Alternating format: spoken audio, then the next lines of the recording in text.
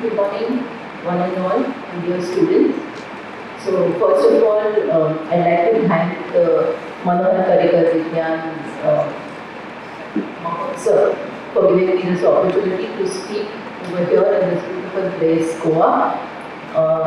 I also would like to thank all the volunteers, whether it's government of Goa or NIO, all the volunteers and also the principal of the school who have been excellent hosts. And before I begin the talk, I just want to make a comment. You know, I've never seen such a disciplined bunch of kids. It's amazing. So there are possibly one reason could be you're all sleepy, which means I'm going to try very hard to wake you up and let us see if I succeed. Or all of you are so intent in understanding science and technology, which means I need a couple of questions at the end. Okay? So it's a challenge for you as well as me, right? So I will give you 40 minutes. What I do is I'll speak for about 30-32 minutes and then let's see if I get a couple of questions. So you are staying in this beautiful state Goa. You're blessed with lush greenery and mostly you're blessed with the beautiful Arabian Sea next to you, right? So it's a wonderful combination and therefore this makes it very apt to speak on this topic today. Ocean technologies for energy, water and coastal protection. These are the groups that I am heading in the National Institute of Ocean Technology. We are different from the NIO, which all of you are familiar with. That is, we kind of distinguish between science and technology or engineering, and we are the latter, that is technology and engineering. So this is located in Chennai. Okay. So just briefly before I go into the technical issues, probably you have seen this picture which depicts all the world's oceans. Okay. Why are oceans important? This looks like a standard, textbook picture. Many of you might, kind of say, hey, this is, I've seen this several times before.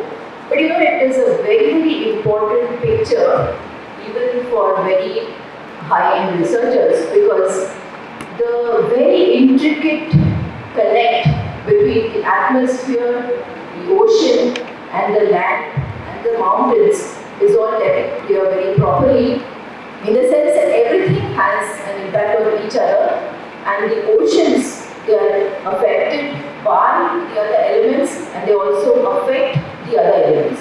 Okay, so there are a lot of climate issues. The earlier speaker spoke about COP27, and basically there are a lot of environmental issues which have gone into degrading several of these elements. But just recall this later as we talk about the oceans, because the very important synergy between all these three features is what matters to what we do today with the oceans and for the oceans. There are a lot of, I'm sure there's a mixed crowd with people who are interested in arts, science, engineering, and several other facets. So, in general, you can associate all these things with the ocean, whether it's the arts, that is the literature, music, dance kind of activities, science, oceanography, technology, and even maritime law. Okay, there is something called the law of the sea, which is very, very important from international affairs. So, no matter what you have as your interest or something which is close to your heart, the ocean offers something for everybody. So, at the end of this talk today, I hope a large bunch of you will take interest in at least one of these things related to the ocean, especially with the Arabian Sea next to you. To talk about art and literature, there's hundreds of poetry and literature written literally on the sea and the oceans. So, this is not a talk only to promote technology, it's also to tell you that there are a lot of other facets. And please go ahead if you're interested in these as well. This is a very famous story, all of you must be knowing about the wars between the Asuras and the Devas, where the Samudra Manthan or the churning of the oceans was taken up, And along with the nectar, lot of poisonous and other bad elements came out as well. But this is like the mythology, and there's a lot of interesting stories there as well. So we have biology, chemistry, physics, geology, everything which is related to the oceans. For biology, these are actual pictures taken by a remotely operable vehicle that we have in the institute, and these are found at quite deep waters. You'll be surprised that even as deep as 2 and 3 kilometers in the deep ocean, you have a lot of interesting flora and fauna. These are actually taken in 1,000-liter water depth, I think in the Krishna-Godavari basin. We didn't know that these kind of, whether they are, can be considered as animals or plants. Still, this was actually published finally in Nature, in the journal Nature, and it is like very interesting to see what else exists on the ocean floor. Then we have physics associated with the ocean, that is sonars. Sound travels fastest in water, compared to air, and so sound is a very effective communication means to transmit communication, and which is why the sonar got developed. There's a lot of things in the acoustics. Can you please click that sound? Yes, please.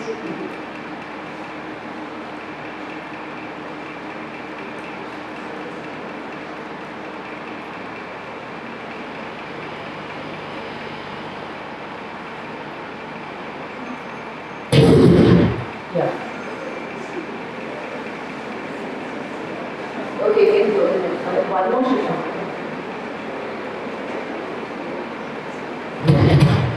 Okay, you can close that.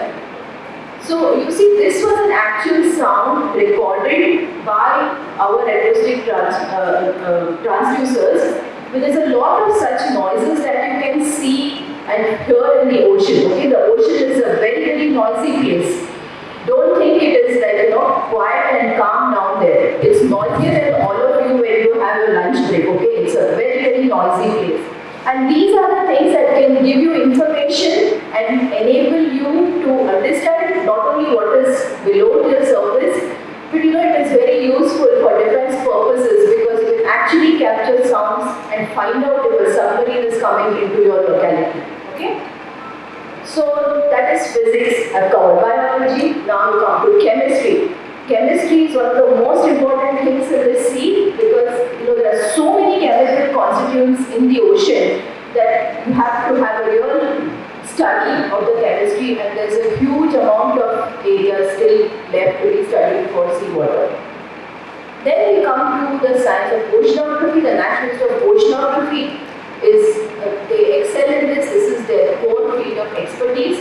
They study waves, winds, currents, tides, and temperature. So, some of you who have gone to the beach would have seen these kind of waves. These are called breaking waves. See, normal waves are different. These are waves which bring in huge amount of energy, and they are called breaking waves. So, a normal wave, people tend to think it's a nice, those who are doing the 11th standard or have done 10th standard or the simple harmonic motion, which all of you would have studied in physics. It's a simple sinusoidal wave with a constant period and a constant amplitude. But a normal wave in the ocean is not like that. It's a mix of a whole lot of waves. So you actually get irregular or random waves. So if you take a summation of the kind of different kinds of sinusoids of different amplitudes and different periods, you will get an irregular kind of wave which you see at the top. So the waves are actually like that. You cannot just say it is a simple sinusoidal wave.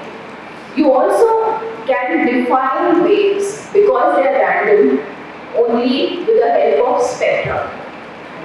This is not okay. You need, because of the random nature, you need to describe it only with spectra. And so the study of waves, and the wave hydrodynamics, this is still very, very challenging, though a lot of work has been done because there are a lot of non-linearities and a lot of stochastic methods also need to be understood for describing waves. The other interesting thing is the temperature profile in the ocean. Most people don't know that as you go deeper down into the oceans, gets colder. Okay?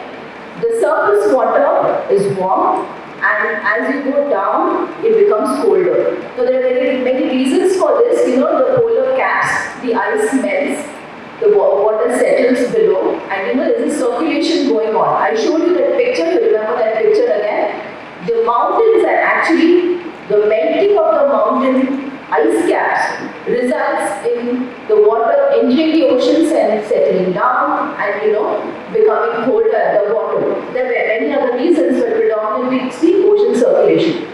So this is what I'm showing you this picture for a long time because this is what we are using in the technology I will show you today. In the tropical regions like us, the surface temperatures are very warm. The 28 degrees Celsius is the most predominant temperature. It also reaches 31 degrees in the months of May and June. Okay? But as you go down, the colder water, it remains more or less constantly cold. Okay? So you will get a temperature gradient throughout the year. And there were some of the technologies. You know, children, I just want to tell you that please don't just ape the West. Europe and the US will do what is good for them and what suits them. Okay? We should do what suits us. Right? So we are a tropical country. We have conditions that are suitable for certain technologies. We need to develop those and adopt those. Okay? We don't need to stop doing something because the West hasn't done it. You understand? So this is what is a very interesting feature in the tropical areas. And now comes to tides and tsunamis. All of you know what tides are. It's because of the gravitational pull of the gravitational forces of the moon, predominantly moon and earth, but also the sun. So you have these high tides, low tides. I'm sure you're familiar with those because you're staying so close to the beach. Tsunamis has become a buzzword ever since the big tsunami hit the east coast. They are very huge waves actually with very long periods. When they come to the shore, the quantum of water that is collected within the wave is so huge that as it enters shallow waters, you can reach wave heights as high as 30 meters. Okay? So now we come to, this was like to give you a sort of a feel of what the ocean can hold for you and what kind of things can interest you to study further. Right? It has got so many facets as you see. So now to look at specifically at the Indian context. Okay? We have, as you know, the Indian oceans. This is the third largest body of water. Right? It's aptly named after the country. A very long coastline, more than 7,500 kilometers of coast we are having. Now the green shaded areas, I don't know whether this is taught in the geography books, it wasn't taught to me, but you should know this. This is very important. The exclusive economic zone for the country. See, each country has a portion to it, some amount of area in the oceans which we can call as ours. Okay? So the green shaded areas is our EEZ. And you know we have a huge EEZ. Why? Are you all aware of the Lakshadweep Islands and the Andaman Islands? Okay, so in the Arabian Sea we have the Lakshadweep group, and in the Bay of Bengal we have the Andaman and Nicobar group. Because of that, our EEZ has become huge. Okay, so there is a huge potential to utilize what is in our EEZ, use the ocean sustainably to help our needs. Okay. And the other thing that you need to know is we have a huge population, as all of you know, and 30% of this huge population lives on the coast. So it's very important to study ocean technology and make newer and newer technologies which are sustainable so that this population can be helped. Now briefly a little bit about my institute, because all of you are familiar with NIO. You know, you're blessed with Goa is turning out into an academic hub. Okay, you have IIT, you have NIT, you have BITS, you have University of Goa, you also have NIO, the very old and important research institute. This is what NIOT does. We deal with technology and we are largely of engineering backgrounds. So we have energy and water, we have coastal structures and offshore structures. We have our own ships, okay? We have two smaller vessels, one medium size and there's one which is very big and it is called Sagar Niti. It has dynamic positioning, it has also gone to the poles. We also do a lot of work on deep sea technologies. We are developing the first ever manned submersible. Okay, you have heard of ROVs which go into deep waters, but now we are making a vessel. You have heard of people going into space, right? And the Gaganyaan mission of ISRO is going on full swing. So now NIOT is working on Samudrayaan. Okay, we will be going with 3 men in a capsule 6,000 meters below the surface of water. So this is going to be the first ever such developed vehicle in Asia, and of course Japan has made it, but in all the other countries. So it's going to be a real big, remarkable achievement once we do it. So these are the big spread of activities that we do. And the other thing that we do is we have data buoys all around the Indian coastline, shallow and deep waters. This data goes to the sister institute called INCOIS in Hyderabad, from where the modeling goes to IMD, the heard of India Meteorology Department, and that's where the forecasting and hindcasting is done. So you see there's a huge amount of potential to work in the ocean. There are so many areas and so many unknowns and challenges. Now we come to the topic of the day, renewable energy. Okay, so we have a huge power deficit. We also need to look for clean energies. We have promised, the Prime Minister has promised to go into a huge amount of, green, carbon neutral technologies by 2050. So COP27, we are trying to also mitigate the climate change disasters with the help of green and clean, carbon neutral technologies. So, all of you have heard of solar energy, right? Most of you would have seen solar panels. Some of you must have on your homes as well. Wind, biomass, all these are known renewable energies, okay? What people don't know is that the ocean can hold a whole lot of ocean energy, okay? And today, in this era of trying to go carbon neutral, we need to also focus on ocean energy. Now we talk about water. Just this picture depicts exactly what we need to see. We have 71% of the earth in the form of water, okay? Just about 2.5% is fresh water, which is available to us for our usual purposes of domestic purposes and for drinking. This is not a fictionalized picture. This is something that we have actually taken in Chennai. Okay, 3 years ago we had a horrible water stress in Chennai. These are the pictures taken actually in Chennai when people used to wait for the water tankers to come and fill. Okay, there are lots of areas also in the hinterland of India like Rajasthan where you see the people walking kilometers to fetch water. Goa is blessed with a lot of rivers, and you probably don't see the need of this today. But it is very important to at least utilize the ocean, and it could help your neighbors at least to think of it in that way. So of course the primary reasons for water stress are the huge population, the huge demand, and over-exploitation of groundwater, and also there are issues like poor management practices and wastage. And climate change is another factor which has caused the water stress.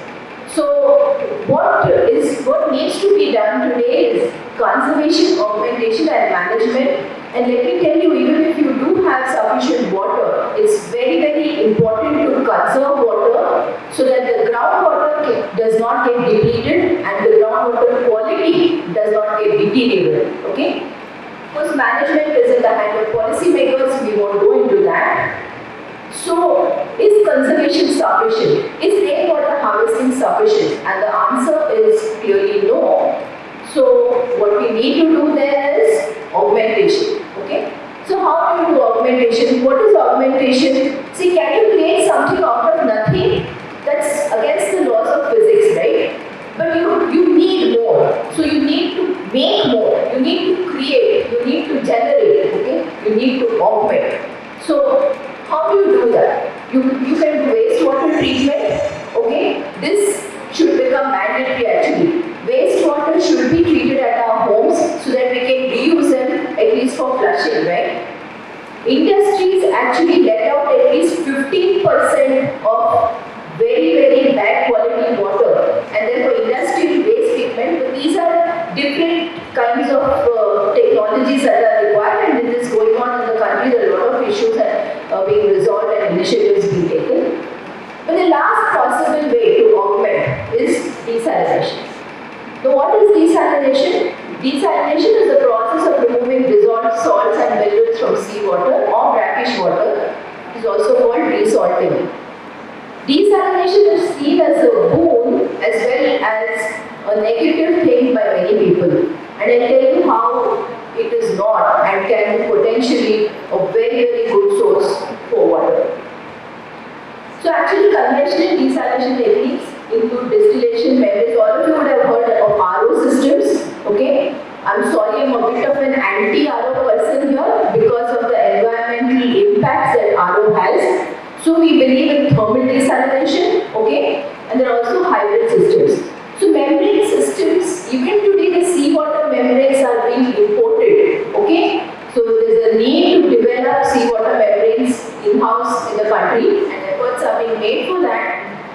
There is a question of reject management, there is a question of the safety of the ecology, and therefore there are issues with membrane systems which still need to be addressed. So NIRB has developed a new low temperature thermal desalination technology, okay? So again, to come back to this picture, I have to remind you, I told you there's a temperature gradient available in the oceans, right? So in the Lakshadweep group of islands, there is an island called Kavaratti. You see, this is very beautiful and this time they are coral islands actually. But you see the top right picture, you see the contours.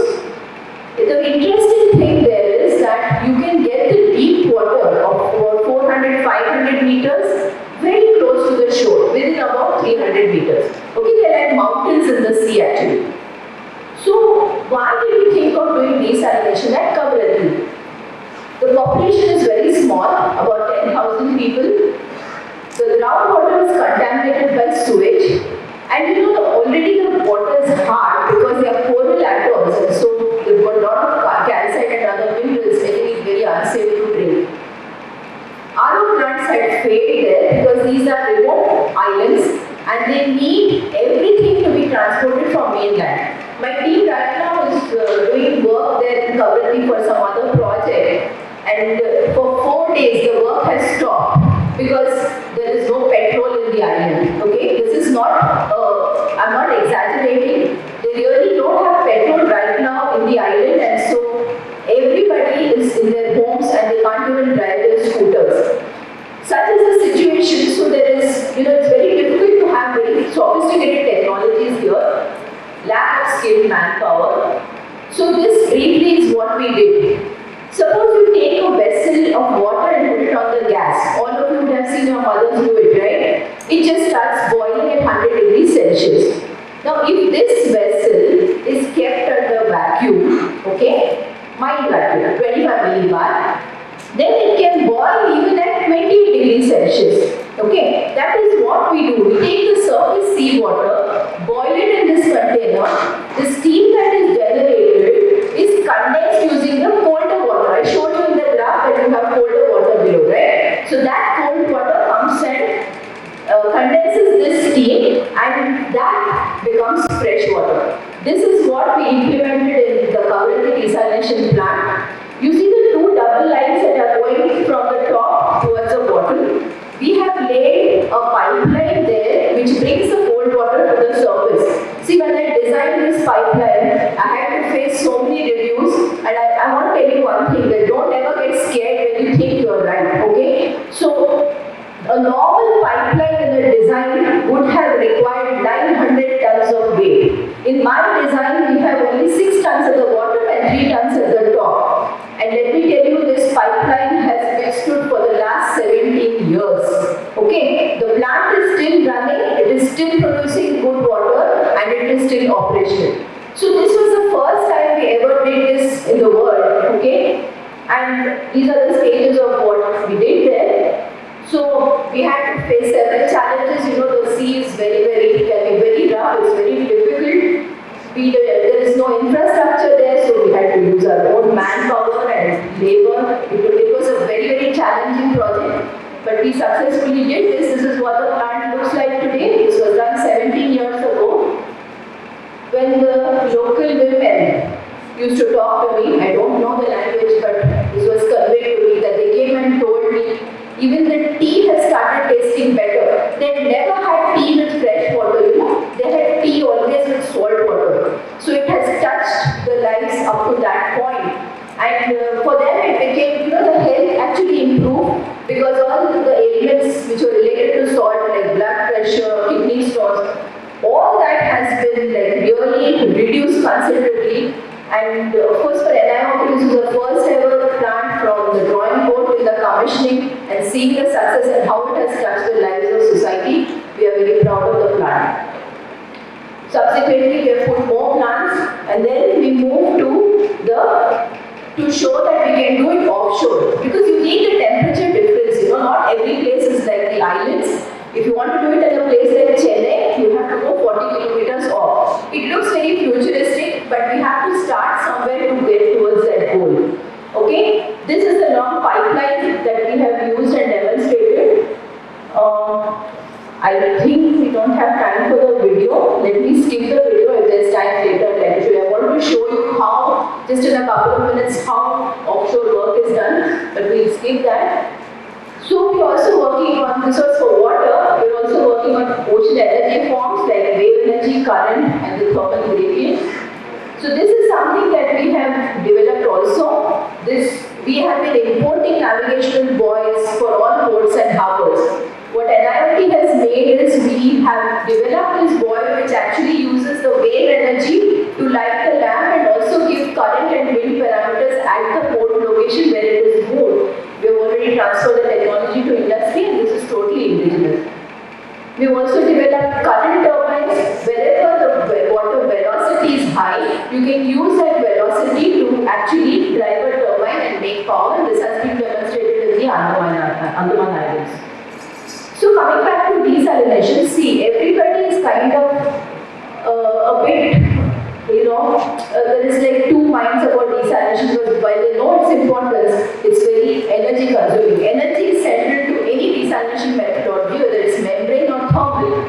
So how do we reduce the cost and make it more viable? We need to use renewable energies. So wave energy has been used before. We have also done a solar desalination and we are now working on self-powered desalination. So this is a project right now we are working on. So from the temperature difference, you can also make power. Okay, that is called ocean thermal energy conversion. So now what we are doing is that all the plants we have made so far, about 3 plants are operational and 6 more are actually being done right now, out of which 2 are completed. All of them use the diesel generator grid of the islands because there is no power source as such. It has to be from diesel generators. And so you know that diesel is not a clean or green form of energy.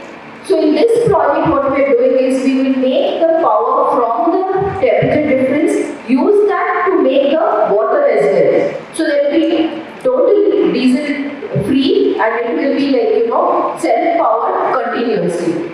So this is going on right now and this will be the first plant in the world when it is completed. We hope to complete it at the end of next year.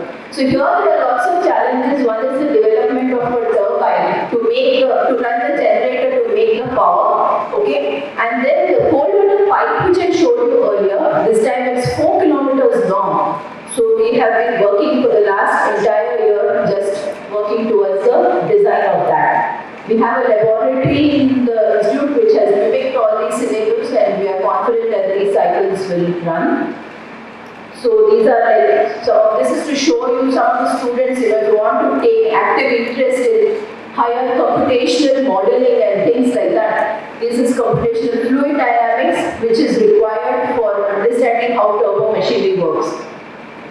This is called like the performances for studying for hydrodynamics. From ships to any platforms, buoys which are deployed in the sea, you need to understand their motions, and there is a lot of non-linearities. So we keep doing all these analysis as well in-house.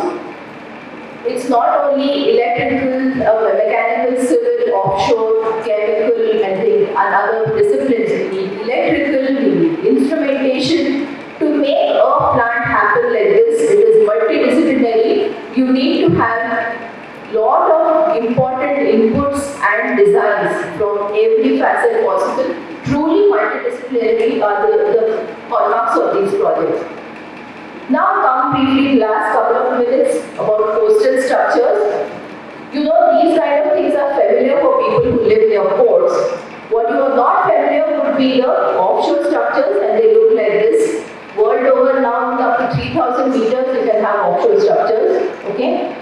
But let me talk a little bit about the coast and shorelines.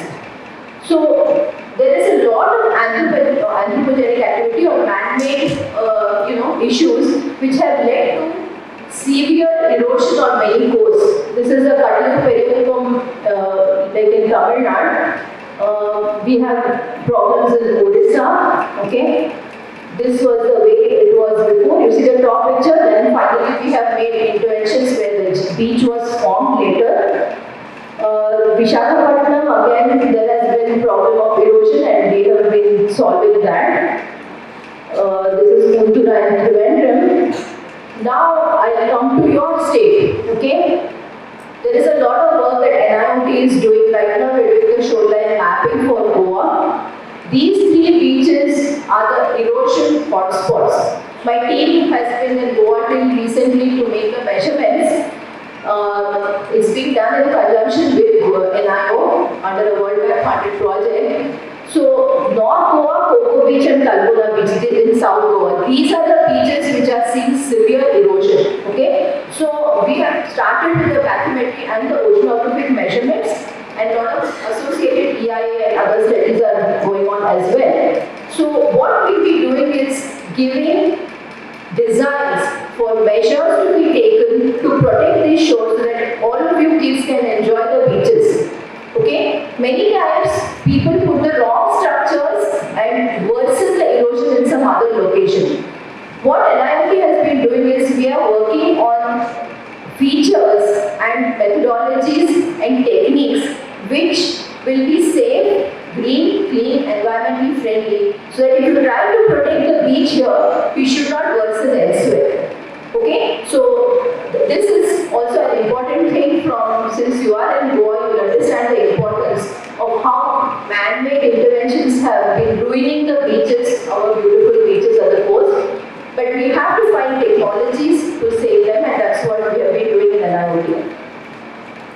In line with this, as you know, Mandovi and Zuari, your rivers, they enter the sea. Everywhere, wherever the rivers are entering the sea, many places there are a lot of issues. Okay, the estuarine issues are there. There is pollution, waste is let out. Plus, there is actually like the stormwater drainage and flood control when it is not properly done. Then there are issues there. Like there are sea bank formations and things like that. So this also we have now started a new program in my group called the Coastal Inlet Restoration Plan. We have already done a brainstorming with Tamil Nadu and Kerala. We are going to approach state by state and see how any problems in the coastal inlets can be resolved. So these are Indian government initiatives. If you hear these buzzwords somewhere, we are all part of all these missions. And the last slide, I have deliberately put this one not to show off. To the girl students over here, never fear. Please go out to field and do the work. Don't sit in the homes. This is pictures of me. I have been on every boat and every site. I myself sail, I myself take measurements. I hope this picture remains in your memory as you finish your 11th and 12th class and take up areas where you will not hesitate. Okay?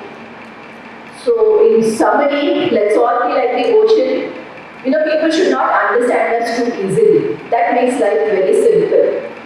You cannot be all access accepting all the time, but you should be, so that you will be able to turn around and make a point when it is really needed. Okay? In general, we all accept it. But you should be furious at times, so that you should not be like a doormat. Okay? You should work very hard. The ocean never stops. Have you ever seen the waves stopping? The ocean continues to work all the time. And then you should have very, very high, long, far away horizons to achieve. If you aim there, then you will at least reach here. But if you aim at nothing, you will be at the ground. Okay? Hope something was useful to you. Thank you very much and good luck. Doctor, why do you say that you prefer thermal desalination over membrane desalination? Yeah, so I did say that because of shortage of time. It's a very, very good question.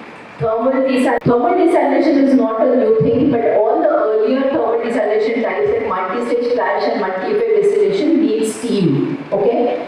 What NIOT has done does not need steam. But in general, thermal desalination systems don't have membranes.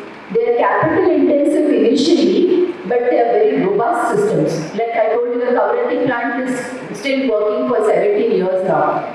The other thing is, in terms of physics, the thermal efficiency or the thermodynamic efficiency of these systems is very, very poor. If you look at thermodynamic efficiency, it's only 1% efficiency. But it actually helps us, because for every 100 liters of water, only 1 liter becomes fresh water, the rest of it goes back to the sea, untouched, unchanged.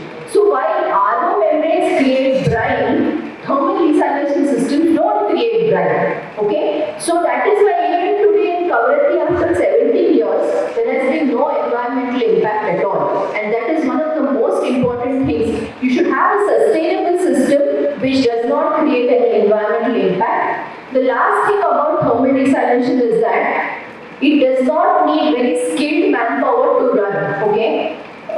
In India, we need robust systems which do not need very fancy and complicated running and maintenance. It has to be simple.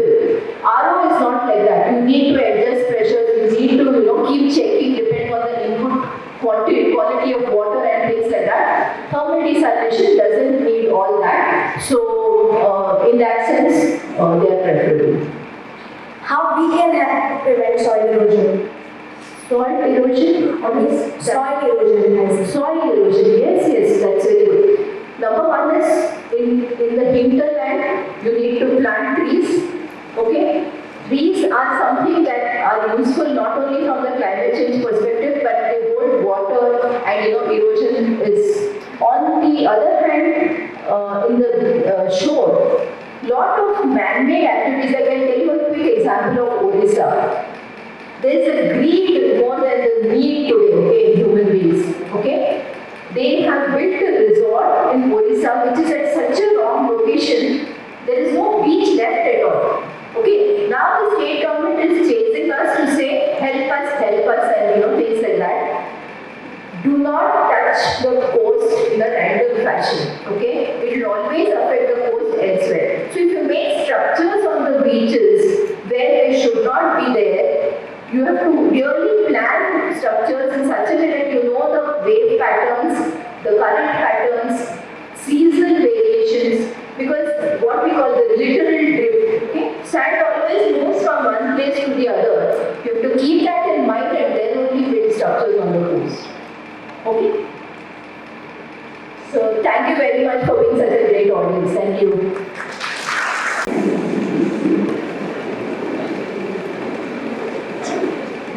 You heard a lot of different topics today, which is very nice, because science and technology has many facets. In the old days, like Aristotle, Pythagoras, are in our ancient times, our own history, things didn't used to be so separate. So the same person used to be mathematician, biologist, philosophers, and therefore they were able to see the oneness in everything. But in the last 100 years or so, we have become so specialized. You have a doctor for a heart, you have a doctor for nose, Sometimes you have a doctor for a left leg and a doctor for a right leg, arms separate. But one nice thing is it's all starting to come back. If there is one thing I would like you to take away, because that's why I asked whether you are in which grade you are, which standard you are studying. It's all starting to come together. As Dr. Purnima was mentioning, even if you take oceanography, there is a lot of biology, there is a lot of chemistry, there is a lot of physics, arts. And even if you pursue arts, it actually doesn't change much. What you do, you end up starting to bring together all of these disciplines. So keep that in mind. You may be more interested in biology, you may be more interested in or less interested in mathematics, right?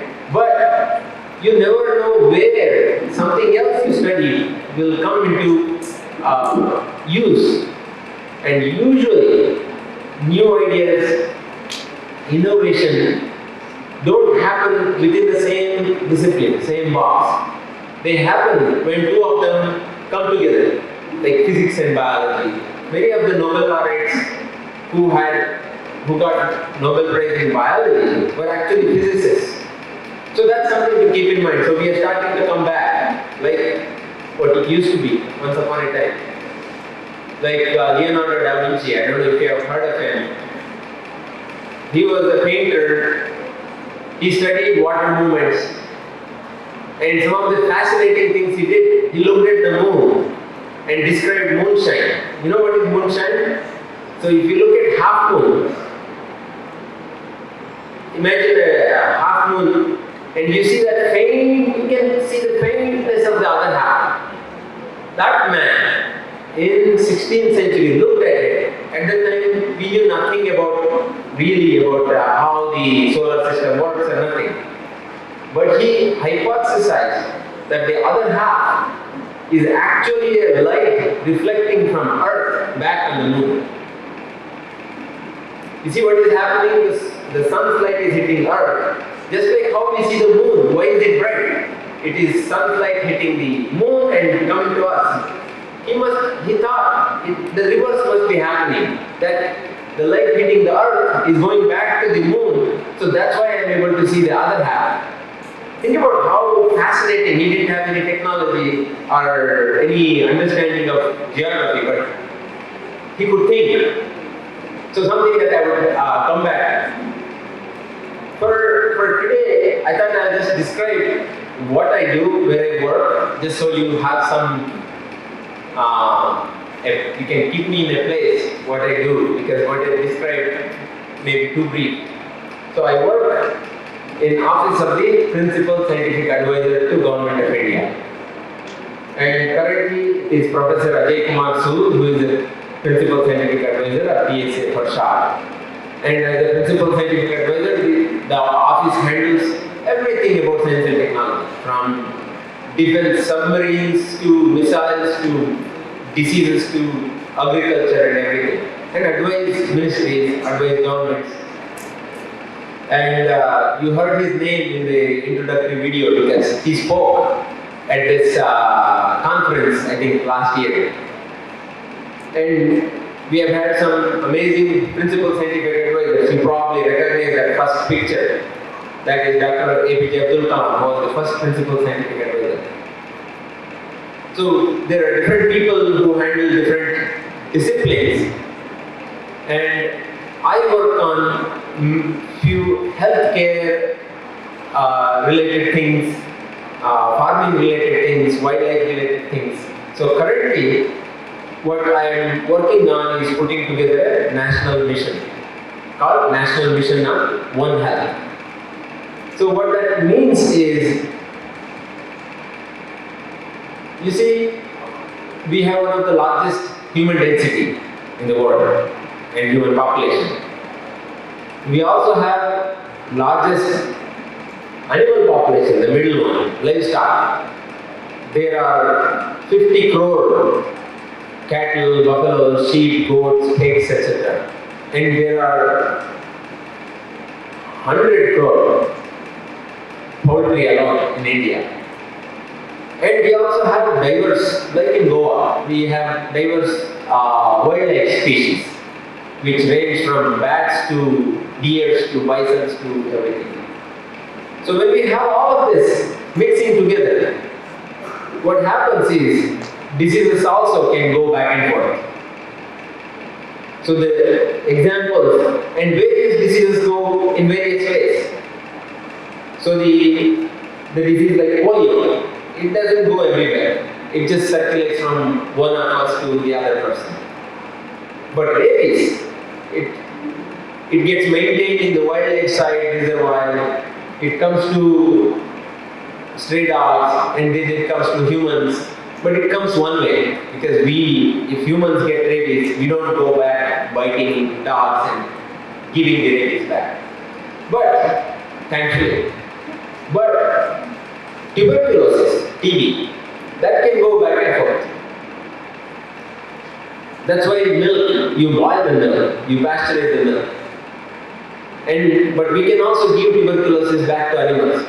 And animals can give tuberculosis back to wildlife. And it's a problem for the wildlife. Because you can read news articles about elephants dying from tuberculosis, elephants dying from anthrax.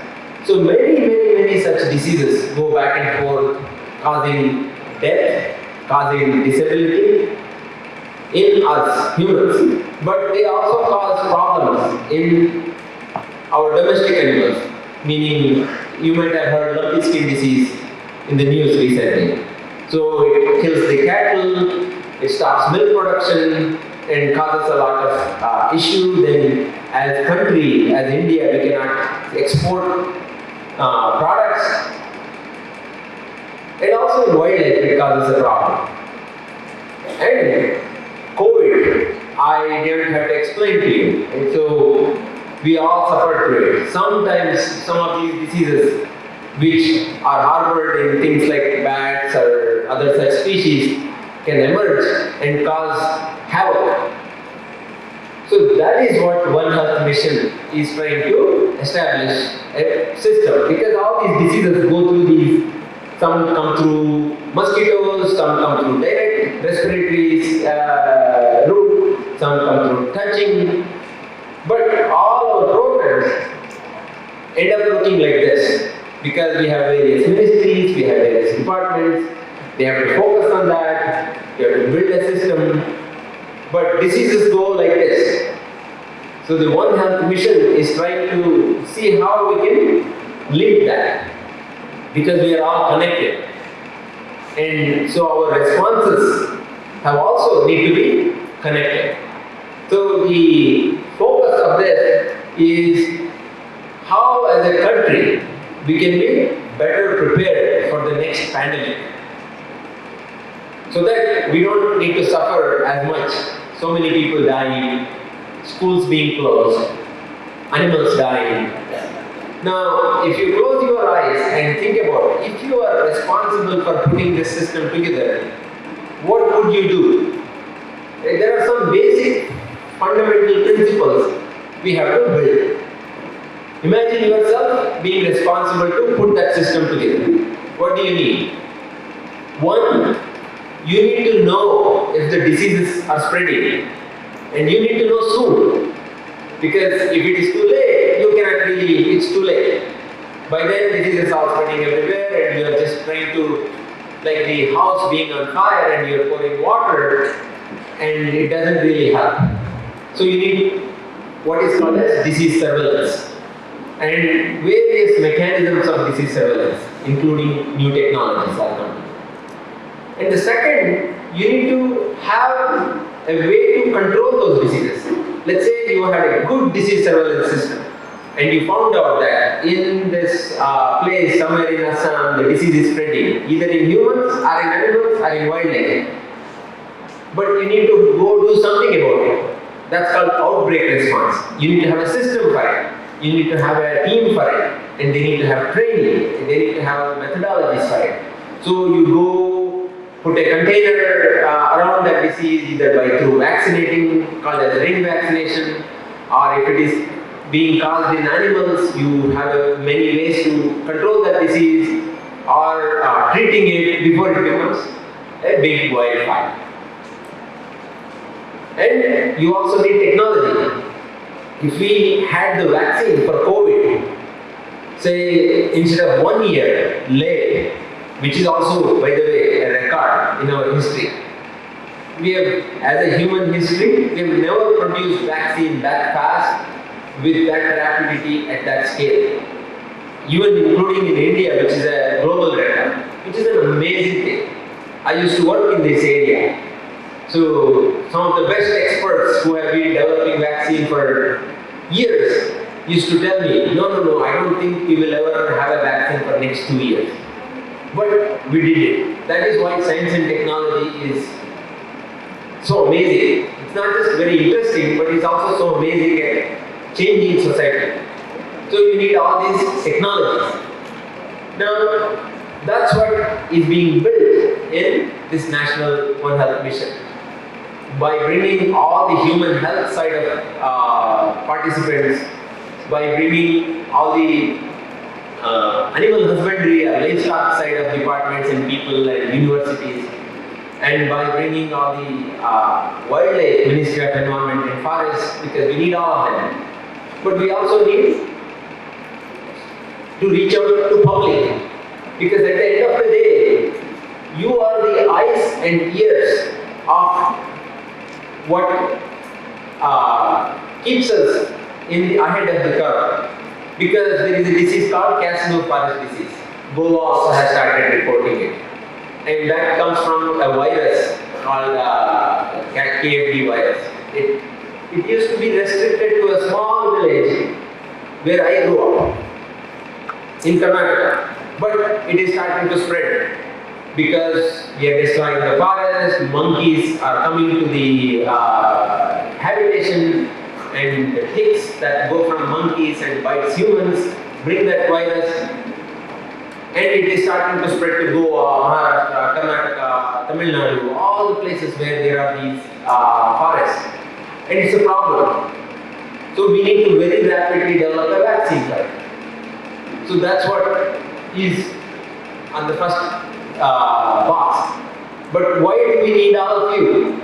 If you see a monkey dead somewhere in the forest or somewhere on the road, then citizens, students, or people have to report it. We need to create that system. Because monkeys dying for no good reason is a problem.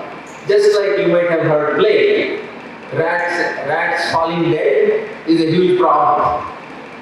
That used to signal coming of plague. And similarly, so it needs to be reported by the people. And then scientists come, they do dissection, take the tissues, send it to a lab, and see if the monkey died of this virus. If it is, then there are a whole bunch of other things we need to do. Like that, we need to be prepared for many ways of diseases. That's one way you come into picture. But the other way is, as you progress in your career, there is a world of opportunity for what you can do. Whether it is, so we need, some of you may have ordered things from Amazon. Think about, if you have the Amazon director, or I don't know, whatever the role is, you have so many items, and you need to ship it to so many people, and you don't know who will ask what. So how do you do that in a way so that you can get it in the next day or next 2 days? So there is an entire mechanism called stockpile management. It's a science in and of itself. And that's how they do it. They know where things may come, and they set up these warehouses, they set up hubs and spokes. We need something similar so that we can ship vaccines, drugs in a way to the entire country, so that we, for next week, we need this for Goa, and then as the Goa's demand goes down, we shift it to that. And that's a stockpile management. There is a lot of data science, predictive analytics involved. And then we need the entire information system, so that what happens across the country or the world can be extracted in the information system.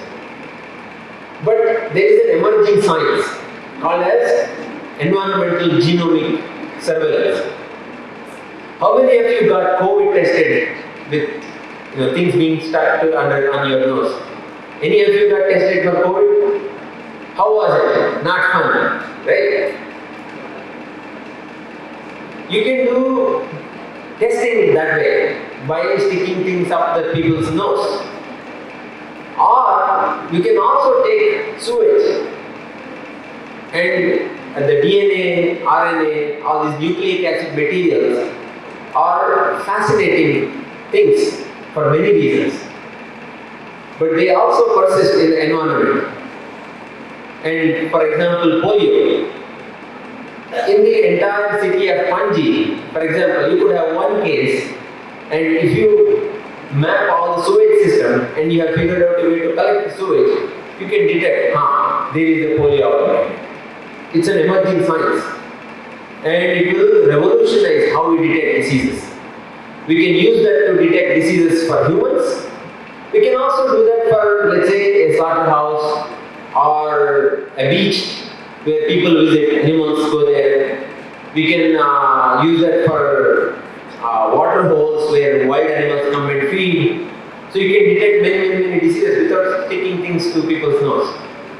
And sometimes you may refuse. But people can refuse giving samples, but they cannot refuse, passing urine or defecating. So you can detect these diseases. It is very reliable. So those kind of technologies.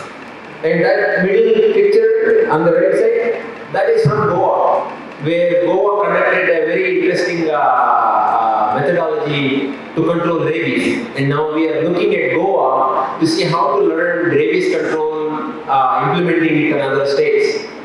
That is a publication from Goa actually. And many such analytic systems. So all of these have to come together. And I will switch to less on the technology and all of that. But I will talk a little bit about myself so that you can relate to yourself, because if I imagine sitting there, you probably have many questions. Okay, what should I study next? What is the scope for doing this or that? And parents must be telling you a lot of things. So I actually don't know any of these technologies. I never worked on any of these. But I have worked on many such issues. I am a veterinarian by background, but I worked in human health, pregnancy issues, maternal child health, artificial intelligence. None of the topics that I ever studied. Now, I'm also an average student. Now, I'm not saying this as a false modesty. I grew up not far from here.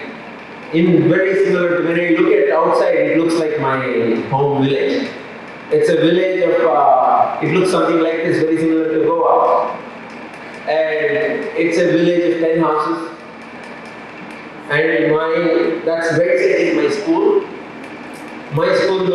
Your school looks beautiful. Far more. And when your principal madam was showing me around, I was quite impressed. You are all lucky. And this is my house. And it was also not like I was some, genius. Even though I was in a village, I ended up having the chance to work in India, across the world, Africa. I worked with some of the most intelligent people, Nobel laureates, some of the richest people, including people like Bill Gates. I was an average student. There were some things I did slightly better, some things I was below average. But as you think through, there are things, principles that you can keep in mind that will help you. To demonstrate, my PUC, my 10th grade marks was 78%. So not bad, but also not that good. My first PUC percentage was 64%. Got worse because until 10th grade I was studying in Kannada medium, my mother tongue, and then suddenly going to English medium. It was quite hard. PUC, the 12th grade, I did slightly better. I got 88%. Then I went to veterinary science. Then I did masters. Then I went to US to do MBA, PhD. But none of this was all planned. It was because somebody said do this. Oh, I said okay, I'll do that. Somebody said try doing that. I said I will do that. You know, if you throw a log of wood into a water, the water is flowing, you throw a wood piece, it keeps drifting along. It's called driftwood. So if I map my career, it was more like driftwood. Now, but I also studied in places like this. What I wanted to say is, it actually doesn't matter which area do you pursue. And it actually doesn't matter how well you do. You do your best. And sometimes it works out, sometimes it doesn't work out for that time. But even if it doesn't work out in that time, you never know where things will go. So you don't need to worry so much in that time period where things may go. Because I can guarantee you, education will take you very far. As long as you are keeping that in mind, it will take you very far. And it took me to many places. I have visited thousands of hospitals like this, all around the world, because I used to work in that places. And that picture is from Uganda. There are 10 babies on that 2 carts. And that hospital is the highest tertiary hospital in the country. And 10 babies stuck together. And how do you basically build a system so that you can improve and turn that picture is from India. And I forget now which state. So it took me all around the world without having any grasp of any one of those aspects. So what I wanted to say is there are some thoughts or principles I wanted to leave you with. That's all I want to say today. I'll leave you with some thoughts and principles and let's have a conversation. The first one is a bit provocative. All advices are wrong, including my advice to you. Why? Because when people give advice, people may say, try doing this, do engineering, it has a lot of scope. Your parents, your uncles, your neighbors, teachers, all of them. Or some people may say the exact opposite too. Don't do engineering, it has no scope. Do medicine, or do that, do this. When people say that, even with good intentions, what you need to know is they are either giving their opinion because they haven't done it right. It's a second hand. My uncle did engineering, he did very well, so I think we should do it. Or even when they have a direct experience, that experience may not be relevant to you. You may just not be interested in engineering. Right? We all have our interest and things get excited us or whatnot.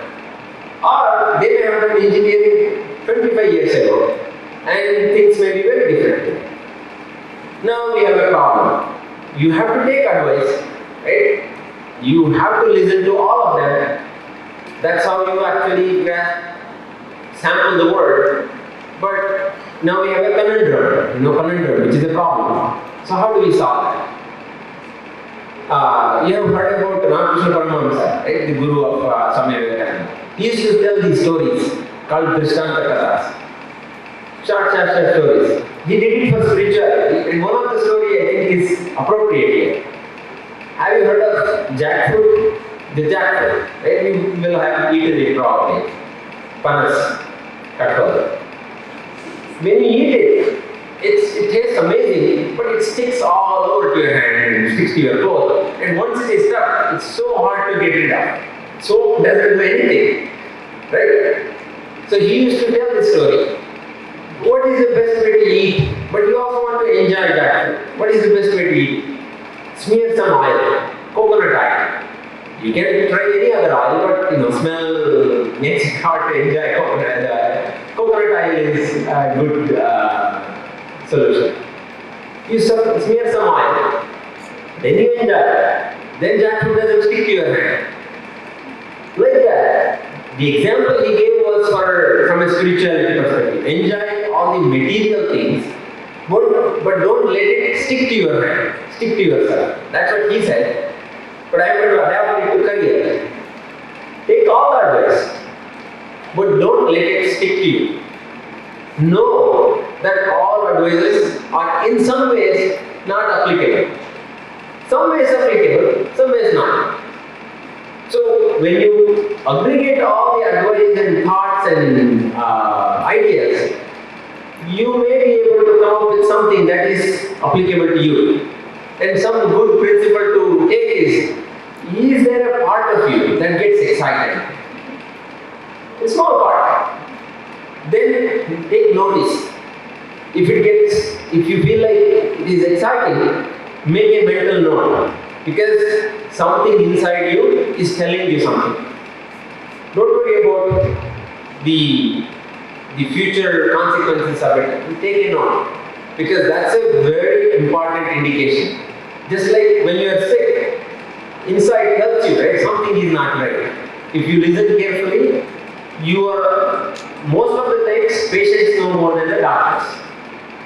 Because something inside tells them. Same thing here. Most of our education tells us what to think. Think this way, think that way, think that way. But it's actually far more useful to learn how to think. But it's a very hard concept to communicate. I can teach, the best example I can give you is, I can give you mathematics example. I can teach you, 4 times 3 is 12. Then you go and memorize all combinations of multiplication. That is learning what to think. But you can if you are slightly more, go into a little bit deeper, you understand mathematics. So you understand the multiplication. So that any number you can do. That's one level down. But you can go one more level down.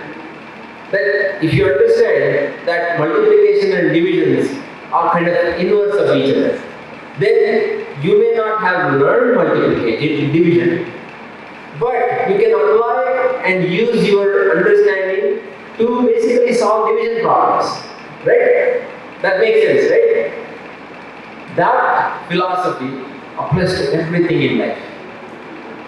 And it applies to many, many things, but it applies very immediately to you. For those of you who are in 10th grade, your board exams will be coming, especially those who are in 11th grade and 12th grade preparing for various exams, competitive exams. You can practice exam questions. But more and more what is happening is these questions require you to understand. In that moment, you may not have seen that question. Very likely, you won't have seen those JEE exams or IIT exams. If you have gone 2-3 levels down, then you can actually do better in those competitive exams. But that philosophy is applicable anywhere you go in life. And that's why I apply that principle to all my work. I don't need to know artificial intelligence, but I still invested and work to create an ultrasound that is smart, where a semi-trained person can do the ultrasound in a pregnant woman and be able to say. That was a technology that required bringing ultrasound technology, bringing obstetricians. I'm neither nor am I artificial intelligence person. But just applying principles, you can solve many problems. And also it is important for interpersonal relationship. Most of you will end up, going to get jobs. All of you will get good jobs. You can be assured of it. But how good, how interesting is up to you. But there, you will have colleagues you have to work with. You will have bosses. If you are successful, you will have people working under you. Learning to work with other person is also one of the most important skills. There, you will have to know how to listen to the person. And it's even important for relationship. You fall in love, you will get married, then you have a spouse. And making that marriage work requires you to know what is the other person telling. Even you can practice it now. What is that my friend girl was telling me? Why was she angry? You can ask that question. You can ask, what was the incentive to tell me that? And where is she coming from? Once you develop this skill, it becomes part of you. You can never separate it. And you look at every problem from that perspective. Whether it is relationship, or whether it is oceanography, or whether it is a disease, how to solve a disease. And that will carry you through the rest of your life. But it takes effort. But the nice thing is, getting that skill can start now. And you can learn that through everyday routine practice. And I actually wanted to write career is never a straight line. But I was worried that there may be people here who may say, no, my career was straight line, then I would be having to defend myself. So I put unlikely, but I just wanted to hedge myself as a scientist. It never really is a straight line. So you never know where your career takes you.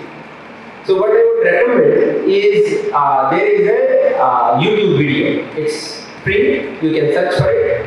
It's by Steve Jobs, one of the amazing designers, thinkers. It's about 18 minutes long. Watch it. He is giving a convocation lecture to Stanford, where he talks about his own life, where his experiences. I won't tell you what it is because you can watch it. It's very self-explanatory, very interesting.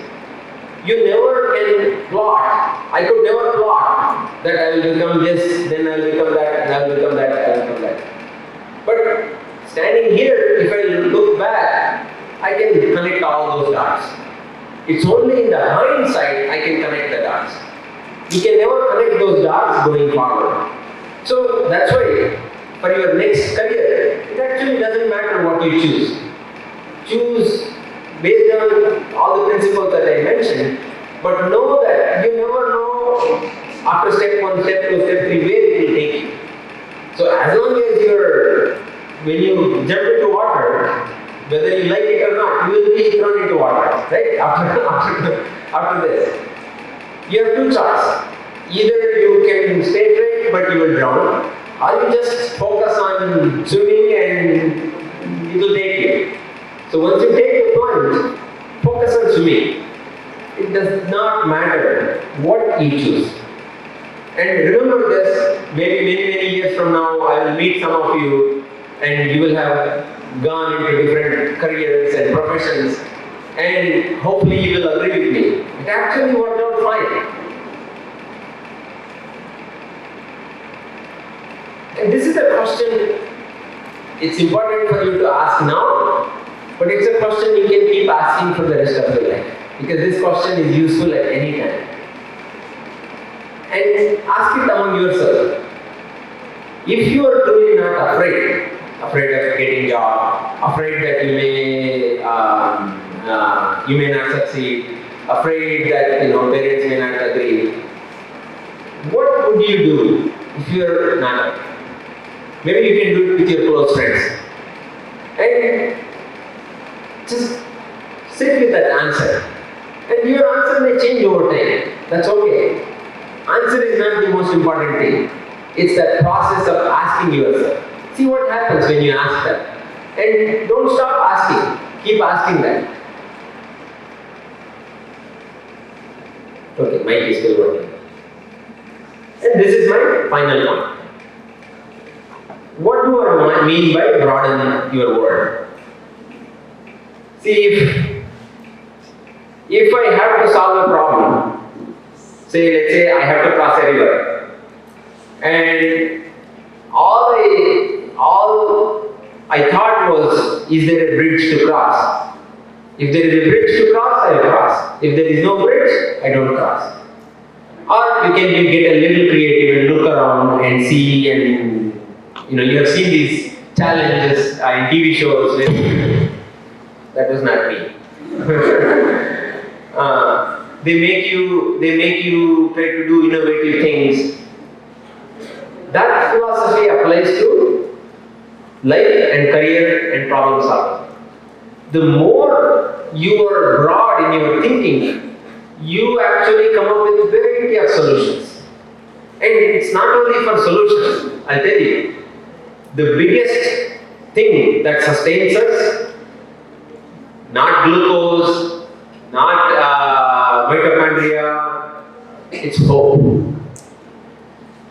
The moment you lose hope, we stop living. And it actually literally leads people to die. This is known from not just anecdotes, but it used to happen during World War II. There were these concentration camps, and these people were in horrible conditions. And there is a famous book by a psychologist who went through that. He actually narrates. He could tell who is going to die tomorrow. Because they would basically give up, and they used to save these cigarettes, etc., because they're cold, and save food, etc. And that night they say, okay, I've given up, and they would eat, and they would just and the next day they would lay down dead. It's amazing how linked is our mental and emotional status to our physical body and emotions, physiology. Same way, if you extend it to career also, etc. Hope is what sustains you. Even in the extremes of, when things go down, you don't get in college, you didn't get, or whatever. But how do we get hope? You can't just create hope. When people come and tell you, feel hopeful, it never works. You feel more depressed. How does hope come? If you know there is something good on the other side, you feel hopeful. But how do you know there is something good on the other side?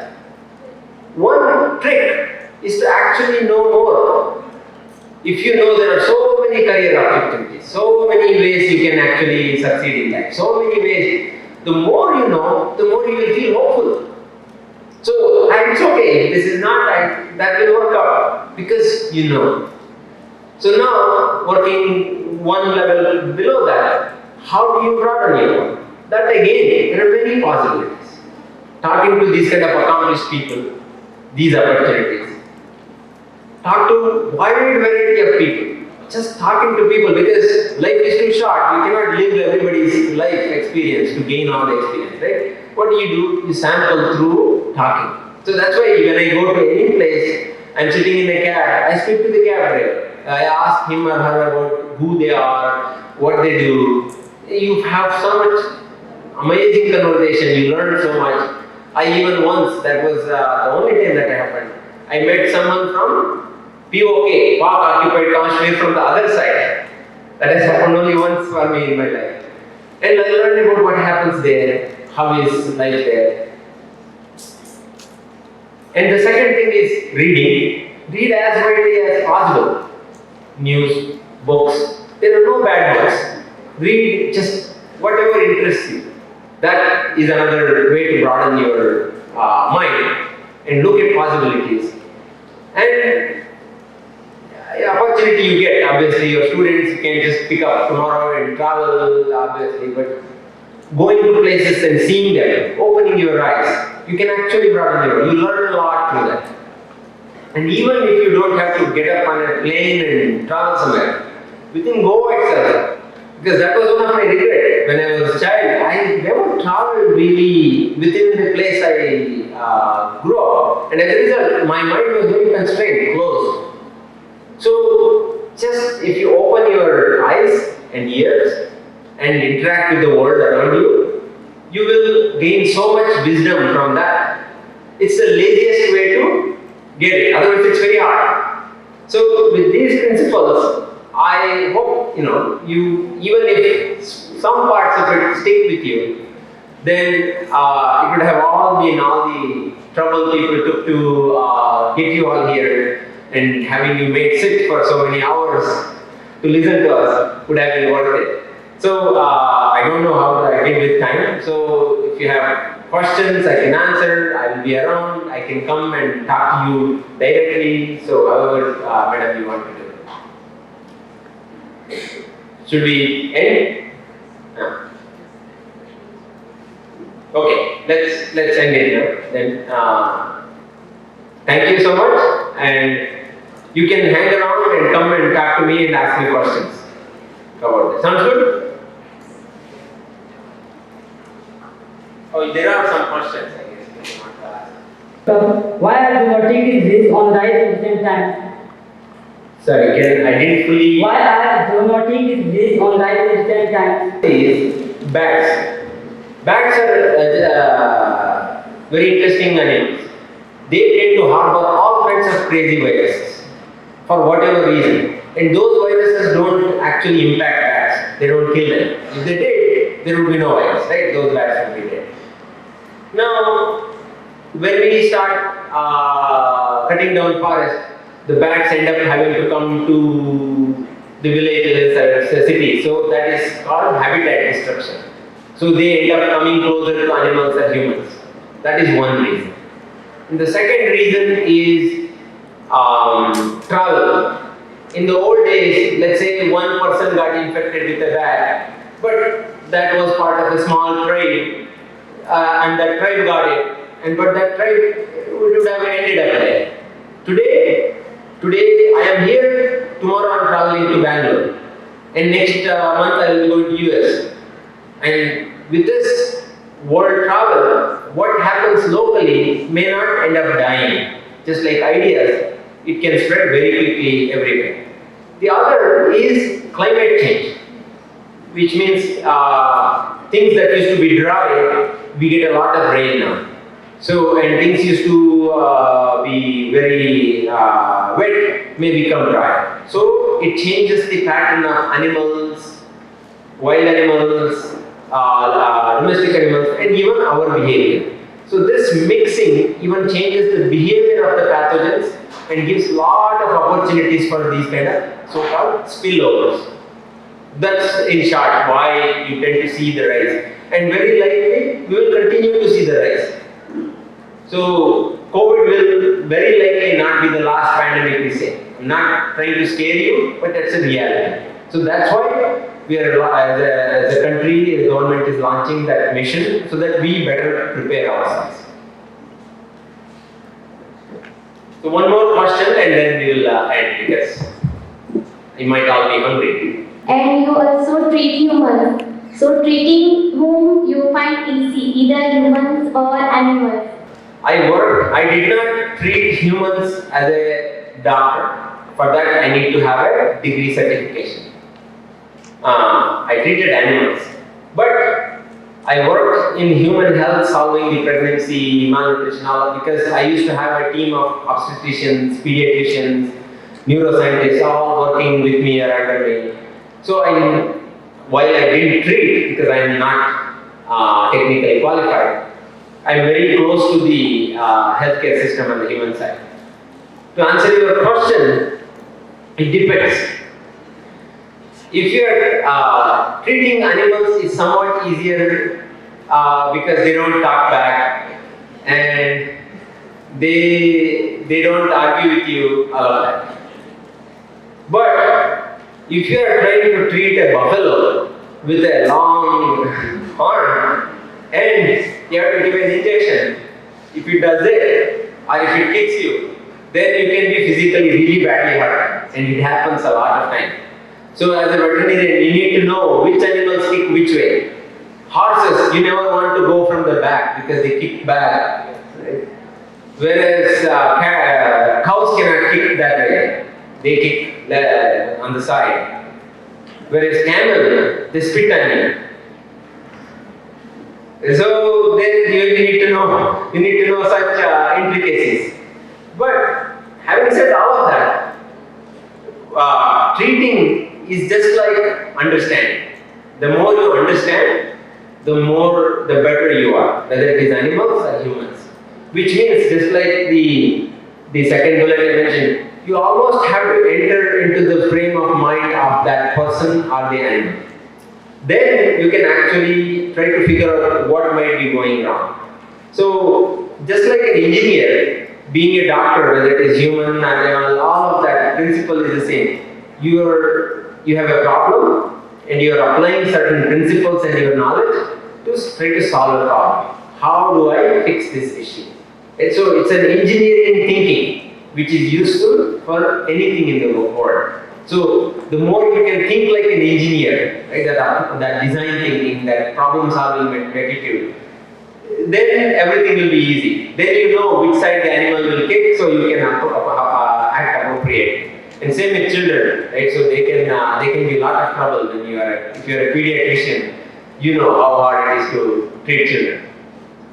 Thank you. Good luck.